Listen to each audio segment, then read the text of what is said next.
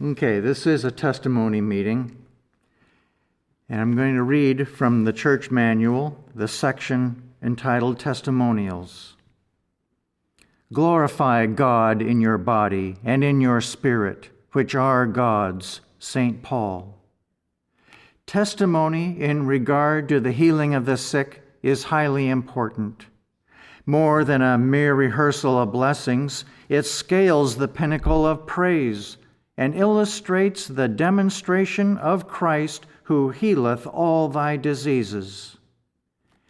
This testimony, however, shall not include a description of symptoms or of suffering, though the generic name of the disease may be indicated. Okay, for those of you who are on the teleconference, when you're ready to give your testimony, make sure there's no noise where you are, and then press *1. That lets us know that you're ready. And when we're ready here, we're going to call on you. One more reminder. When you give a testimony, please keep your comments within 4 minutes, 4 minutes or less. This will give everyone a chance to speak who wishes to. And now I'd like to open up the meeting for the sharing of testimonies of healing through Christian Science.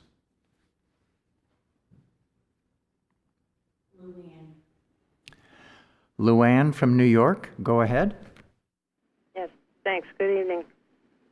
I am grateful for this week's lesson and for the article on the carousel called Having Done All to Stand. I was doubting, not the power of God truth to heal a situation, because I know from being healed and receiving many blessings that truth heals. What I was doubting was my right to speak the truth and rebuke error. I found myself wanting to apologize for speaking the truth, to put it all at ease. It bothered me so much, I began having chest pains because of worry and doubt. When I worked with the Bible study and the article, my chest pains went away. My fears were erased by these words. To courageously stand with what we know to be the truth is to have absolute trust in the Almighty and in His promises.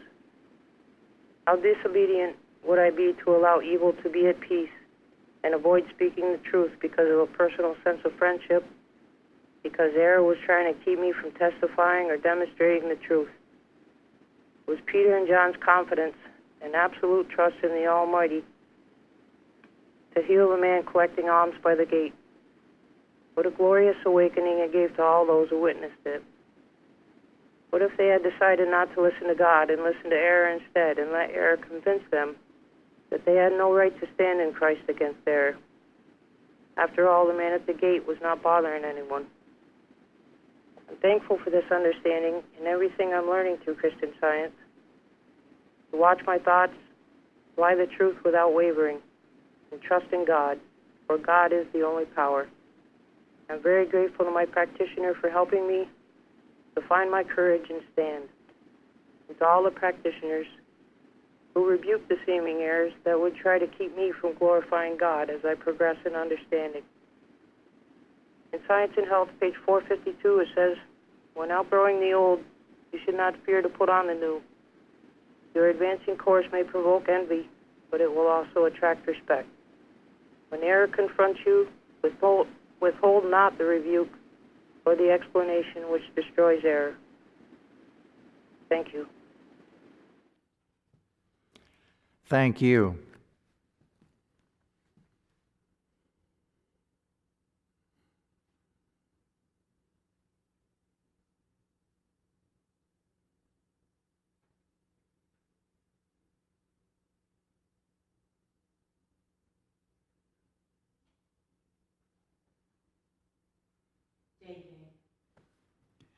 Day from Maryland, go ahead. I'm thankful for the practitioners in this church. I'm able to call my practitioner several times a week, and she always responds with love, giving me not only what I need in the moment, but something substantial to lift my thought with confidence in God's allness. I'm gaining so much and constantly seeing proof of the wonderful ways that God provides all that I need with the incoming of right ideas. I'm so grateful for everything and for everyone here. Thank you.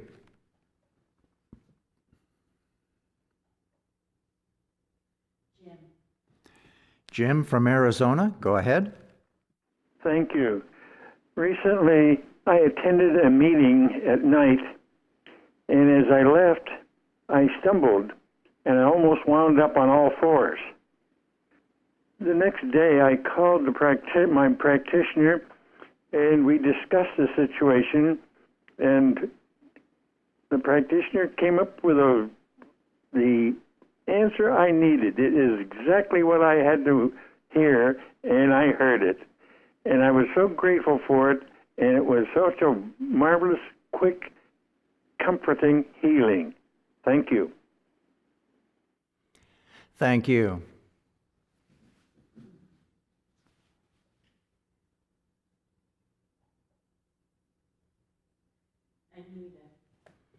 Anita from Oregon, go ahead. Yes, thank you. I would like to express my gratitude and appreciation for the additional reading assignments we are giving here, along with our Bible study and the round table. They get me into different parts of the different books that I would not ordinarily get into unless I started at the very beginning of the books to read them. But they have much more meaning when they're giving at these particular times, because so often they're pertaining to issues that we need to be working on right now. And as a result of my initial introduction to Christian Science, which was mostly old Boston culture and coupled, I am sure, with a lot of human will, certainly not what I was reading in Science and Health, but I have had a lot of unlearning to do, and these additional readings, along with help from my practitioner, have been a big help to me in this process. I am so grateful that God has made it possible for me to be here at this time to take advantage of these wonderful teachings we are receiving in this church. Thank you all so much. Thank you.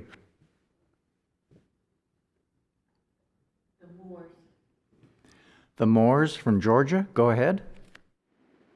Thank you. This is Tony. It is so wonderful to hear the new people who have come to Plainfield and listen just to the sound of their voices and the growth and the strength and the confidence they are experiencing as this truth takes hold in them. It's just thrilling. And I also wanted to say that I have found that the more I stand with principle, the more opportunities keep coming to me for me to do so. I don't go looking for these situations, but I have found that, and through talking to my practitioner here, that he says that I'm ready to stand with principle. And so many opportunities seem to keep coming. And sometimes it does come with a little persecution. People may not understand exactly what I'm doing, but I know the motive behind it is love. And through that, there's been great growth and blessings for me and everyone involved. And I'm very grateful for this lesson in science that we learn that we stand with God without question. And one of the previous testifiers, Luann, had touched on that. And she, you find that you have to speak the truth at certain times, and it's very, very freeing to do that, and it's wonderful.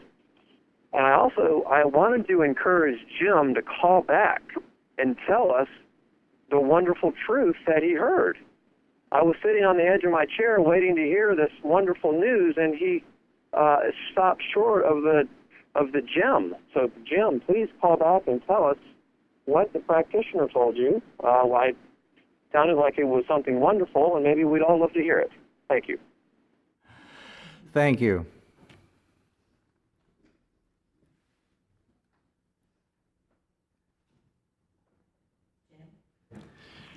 Okay, Jim, you're on. The meeting I attended was something I had never done before, and it turned out to be an old-fashioned revival meeting. And of course, during the meeting, there was a lot of loud music, very loud music, and so loud that I could not actually distinguish the words of the music songs that were being sung. During the actual service, God was mentioned a number of times. Jesus was mentioned many, many, many times. And I did not hear the word Christ mentioned one time. And that was the problem. It disturbed me, and I had that stumble. And I am so grateful that the practitioner was able to spot that so quickly for me, and I am very, very grateful. Thank you. Thank you.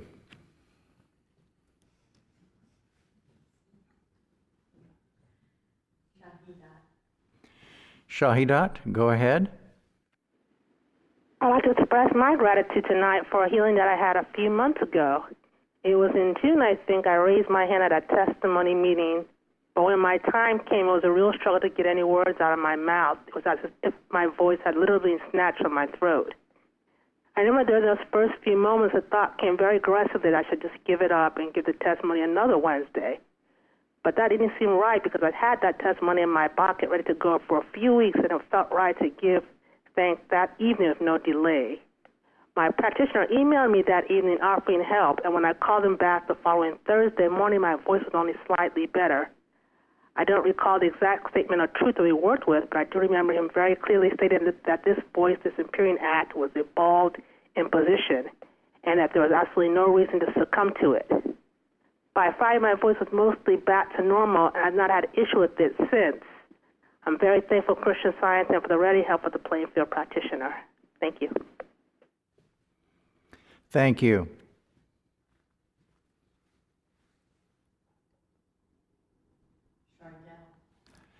Chardell from Pennsylvania, go ahead. Good evening. I want to thank you for this wonderful, wonderful church. Everything on the website, I'm having some difficulty working it out, but it will be worked out, I know. I get to hear most things. I want to also thank everyone for the testimonies and for the readings. I don't want to talk too long, but the readings here at Plainfield, I have never heard any readings like these. They're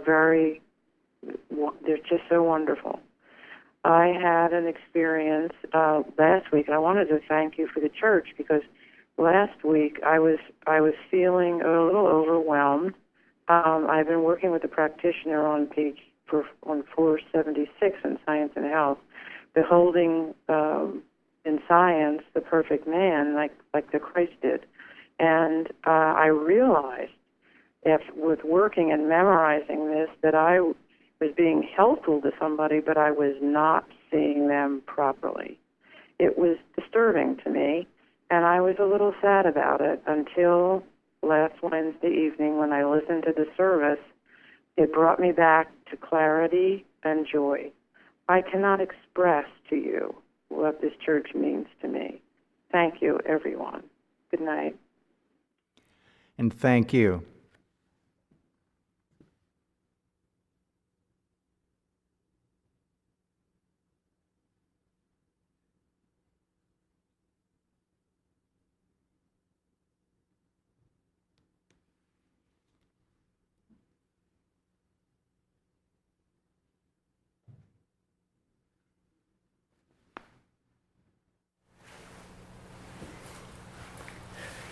Thank you. I'm always glad to come here, inspired, instructed, or corrected in some way. Thank God to hear such honest truth and helpful. I found that just these wonderful works by the early workers, Picton Runk, for instance. I was reading the article "I Am That I Am," and it's changing my things in my life. I was having financial troubles. I had like money stuck in real estate and things. At some point, it seemed like the right thing to do. But at another point, I needed cash to pay bills, certain bills and things. But I started reading this, and it says how I am a lawmaker, and it made me feel like I need to recognize that I am the lawmaker of God's laws, and those are the laws that work through me and everything around me and the other people and things. And so it just felt like I had more dominion, and in fact, good things have been happening to me ever since.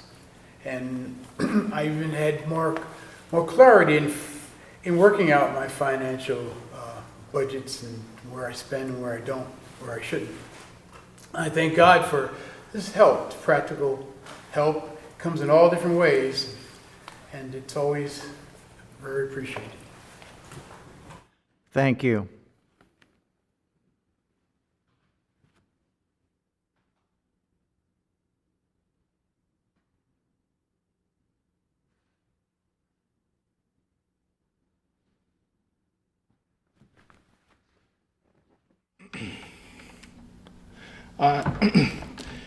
Before the moment that I asked God for help, and what ended up bringing me here, in the 20 or so years before that, I became increasingly convinced that my life meant nothing.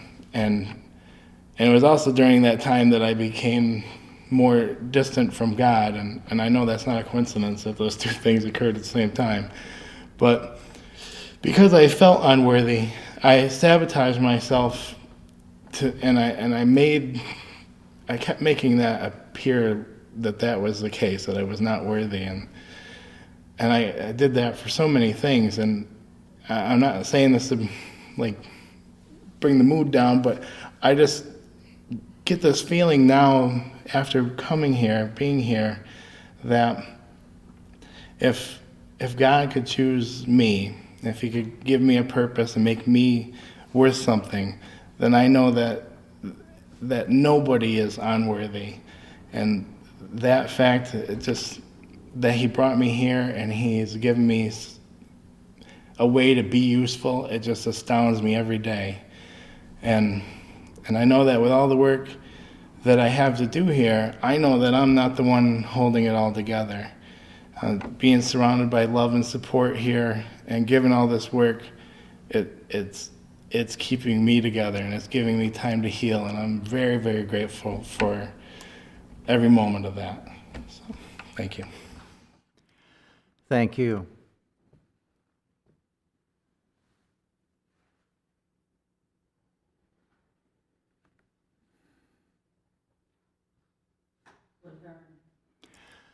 Laverne from Maryland, go ahead. Hello. I would like to express my gratitude for recent healing.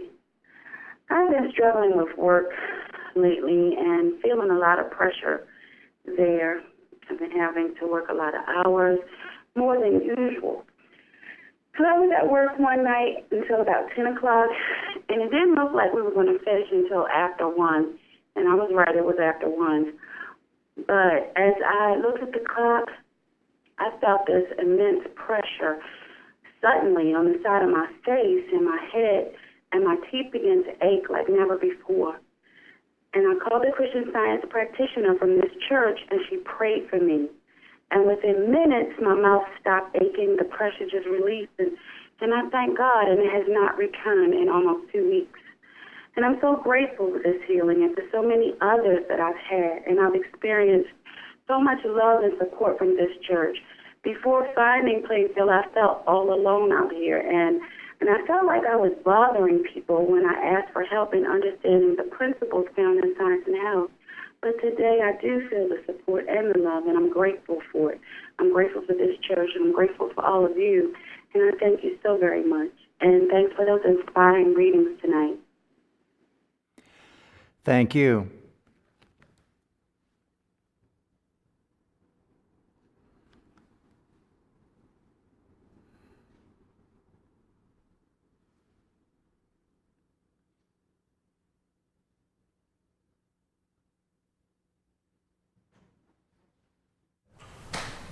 I want to say how grateful I am to be here tonight and to have the privilege of calling practitioner here. This morning I was having a rough time. It was kind of like walking around in a haze and kind of shaky. And it's something I wasn't used to, and I couldn't figure out what was going on.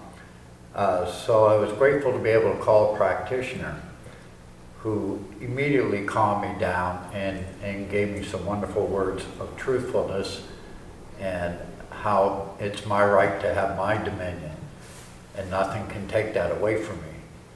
And she said, please, call her back this afternoon and let her know how things are going. Immediately, the cloudiness kind of cleared away and the shakiness stopped. And I was able to proceed through the day and accomplish a lot of things which I never expected. I even was able to help the owner of a building I'm working on right now contact some people that was very important for an inspection we have on Monday. He had been trying for 3 to 4 weeks and got no return calls, nothing. And I made one phone call and the connection came right through and the man said, I'll be there tomorrow. And this was fantastic. He couldn't believe it. And I knew that wasn't me working, that was God. And I was grateful to be able to call the practitioner back and tell her that because it was just, the turnaround was just unbelievable. And I made me realize nothing's impossible to God. Thank you. Thank you.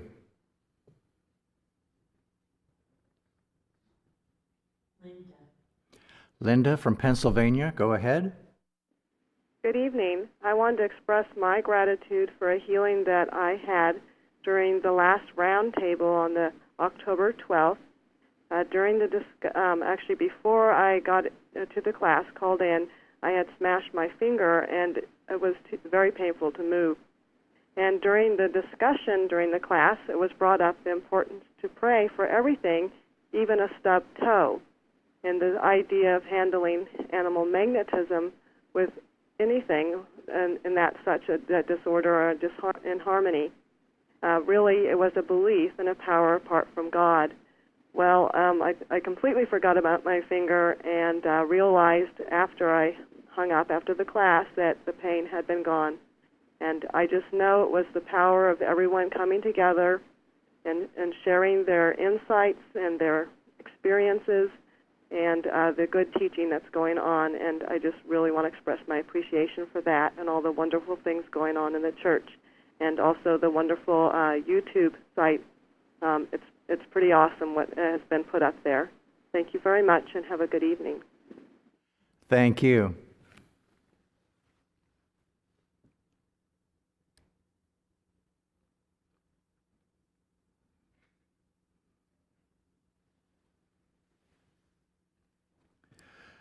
Well, in this week's lesson, we have this story about where Jesus says, if you're going to come to the altar and give your gift to God, but then you remember you have something against your brother, drop the present for God, go back and reconcile yourself to your brother, and then come back and make your offering.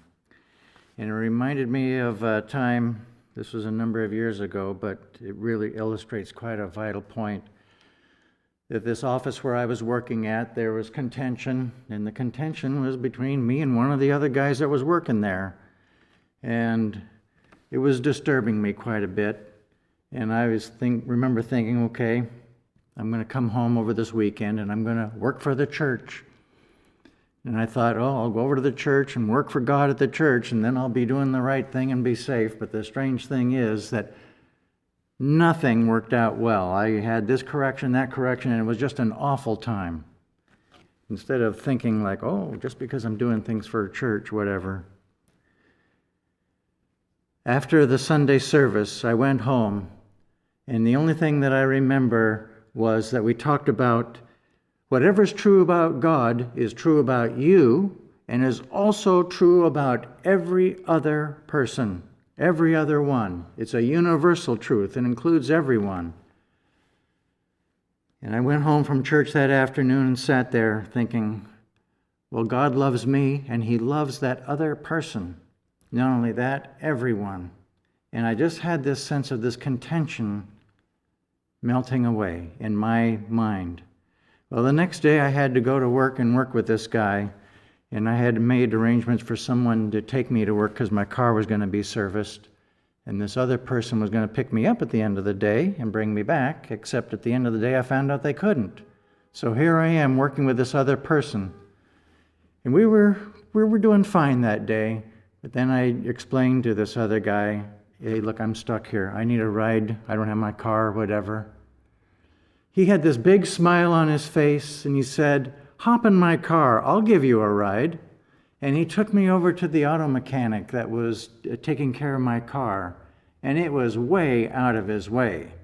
It wasn't like on his way home.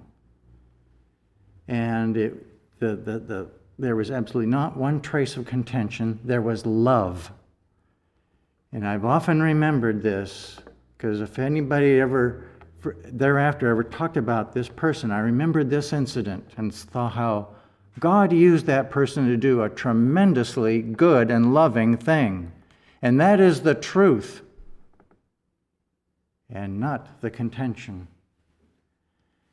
So I'm very grateful for that experience, and the fact that we had that story in this week's lesson that reminded me of that vital point.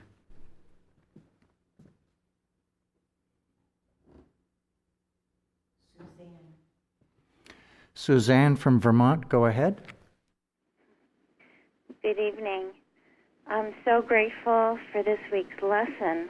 I remember Monday morning as I opened the new lesson thinking, now get something out of it. Just make demands on this lesson that I be blessed by it. And so I didn't want to just read through it and get on with my day. So I looked up the word in Matthew 5. There's the passage, and Jesus says, and whosoever shall say to his brother, Raca, shall be in danger of the council. And I thought, what is Raca? So I looked it up, and it turns out it means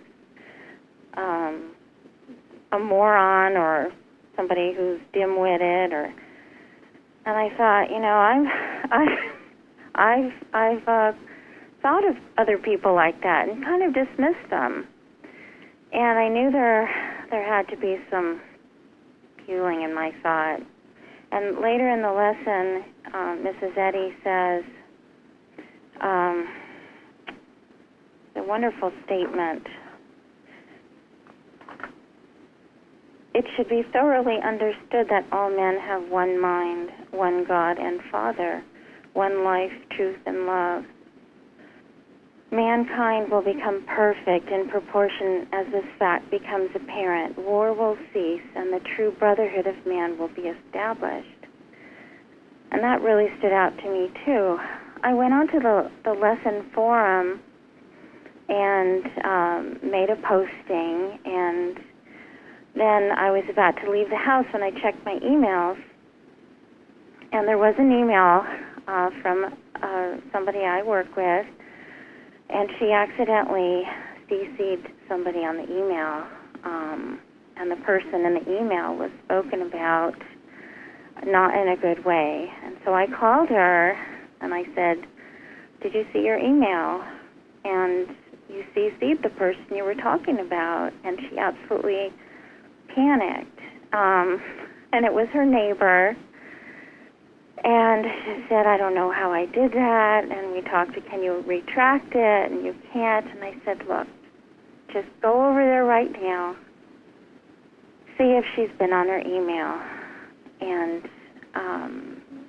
just if she hasn't, just tell her that you sent something in error, and if you could just erase it. And so I just left it in God's hands, and I went to my appointment, and I just worked with these two passages from our lesson. And it was really an intense leaning on God to find a solution to what could have become a very explosive situation. If you've ever sent an email in error, can really make you feel awful. But I know being taught in this church about principle and one mind, I feel it's finally beginning to sink in. So in any event, I felt really assured that God would take care of this. And I came home later and got an email, and sure enough, she had went to the neighbors, and the neighbor was watching television, and she asked the neighbor if she could go into her email because of an accidental email, and it just worked out. She got rid of the email and emptied the trash, and it was diffused. And I was able to share the truth of the Bible lesson with my friend by email. And I don't know that I would ever have done that before, because I never really shared science or been afraid to. So I want to thank this church for pushing us to prove our science and for the strong teachings. I am so blessed by the lesson and the lesson forum, and I encourage everyone to get on it right away. It's very powerful. Thank you. Thank you. The Moores from Georgia, go ahead. Hi, this is Lenny. A couple people tonight have brought up the idea of feeling sense of worth or worthiness, and that reminded me of a healing that I had many years ago that was a turning point for me. I'd been diagnosed by a doctor with a condition that they said needed surgery to remove some cells they believed were in a precancerous state, and it had been confirmed by two people who then sent me to a specialist. At the same time, I had just met the man who was going to be my husband. And going through this experience and having this diagnosis, it left me feeling anxious and frankly unworthy of him, of any good coming into my life. I felt frankly guilty because I hadn't been, a good Christian Scientist in some time. I hadn't been going to church or really, living up to what I thought the principles were. And so this all led to this sense of just feeling like, well, you don't have a right to turn to God. You don't have a right for healing now, and maybe you don't even have a right for any of this good to come into your life. But at the same time, I got this strong sense not to go through with the surgery.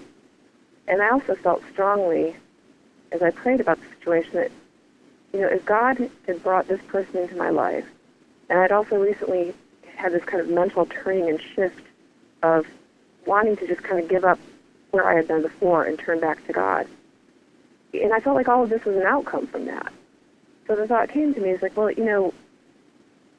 I must be worthy because he's brought this person into my life, and just like when the prodigal son came home, his father didn't, berate him or get all over him, but when he came home with a pure heart, he was welcomed back in, and the past was the past.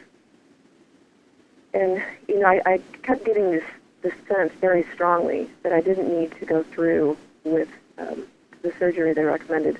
And the thought came to me to just ask the specialist they sent me to just to take one last look and see. And he did, and found nothing wrong. And it's been about 20 years since that happened, or since that healing. And there's been a couple of times since then, when I had my children, that they checked again, and there's never been anything found that was wrong. And I guess, tonight, just this idea of worthiness and being worthy of being healed or having some good come into your life just jumped back out at me. And I was just so grateful for that experience.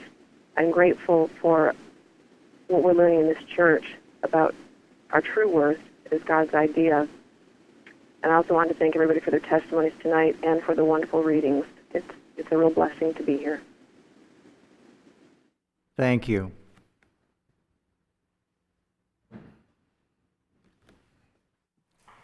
We have a book, the Eustace book, Christian Science, Its Clear and Correct Teachings.